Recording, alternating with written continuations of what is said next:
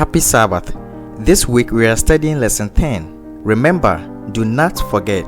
The memory text reads, Remember, do not forget how you provoked the Lord your God to wrath in the wilderness, from the day that you departed from the land of Egypt until you came to this place. You have been rebellious against the Lord.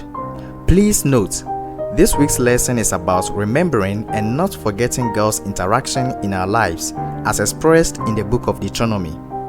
Now, the Sunday's lesson talks about remembering the rainbow.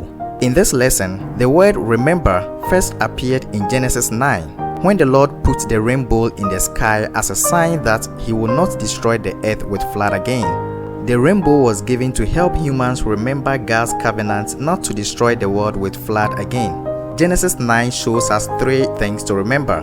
1. God's promises, God's warning, and God's interaction in the world. This lesson goes ahead to reveal that the rainbow is more important today, when scientists reject the idea of worldwide flood, but God in His word told us about the flood and gave the world a sign in the sky. So the point is, if we remember what the rainbow means, we can have the assurance that God's word is sure. Now, the Monday's lesson talks about concerning the days that are past. In this lesson, we study that in Deuteronomy chapter 4, we read the powerful warning God gives to His people through Moses. We also read that God saved His people from Egypt by His power and strength. So God did many wonderful things for His people in a way that they will never forget everything He did for them. Finally, in Deuteronomy chapter 4 verse 40, Moses wanted the people to understand that God kept His part of the covenant, and now the people must do their part, thus to obey God. The Tuesday's lesson talks about take heed lest you forget. In this lesson, we study that in Deuteronomy chapter 4 verse 9 and verse 23, we see two verbs, be careful and don't forget. So here, the Lord is telling His people to be careful and not to forget what He has done for them and the agreement between them. According to this lesson, the verb be careful comes from this Hebrew word, which means to keep, to guard, or to protect. This same word first appeared in Genesis when God told Adam to keep the garden. So in Deuteronomy chapter 4, God is telling His people to always remember who they are and how He wants them to live.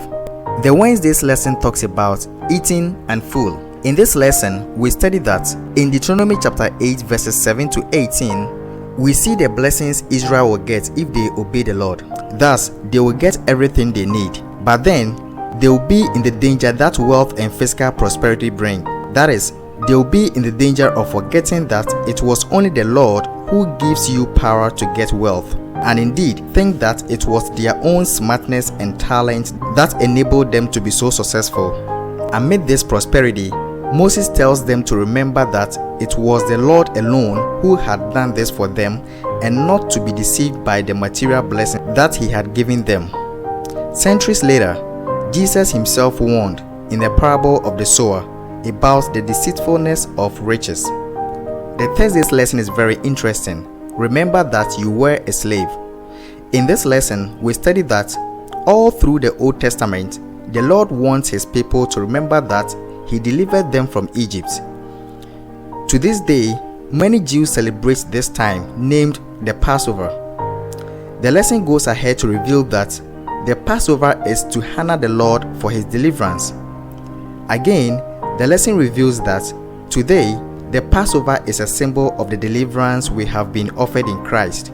So in Ephesians chapter 2 verses 8 to 13, Paul wants his audience to remember that God saved them from sin, and this was only by grace.